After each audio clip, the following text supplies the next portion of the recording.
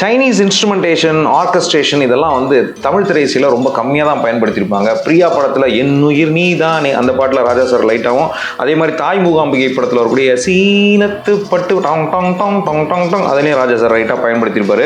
ஹாரிஸ் ஜெயராஜ் அவர்கள் 7ஆம் அறிவில் ரொம்ப அழகாக டாங் டாங் டாங் டாங் டாங் டாங் டாங் டாங் அப்படின்னு ஒரு பாட்டில் அந்த ஆட் பண்ணியிருப்பார். ஆனால் எம்எஸ் விஸ்வநாதன் அவர்கள் படகோட்டி படத்தில் ஒரு பாட்டோட என்டையர் இன்டர்லூட்ஸு, பேக்ரவுண்ட் ஸ்கோர் எல்லாமே சைனீஸ் ஸ்டைலே பண்ணியிருப்பாரு. அதுதான் தொட்டால் பூ மலரும். அந்த பாட்டோடைய ஃபுல் ஆர்கெஸ்ட்ரேஷன் பாருங்களா,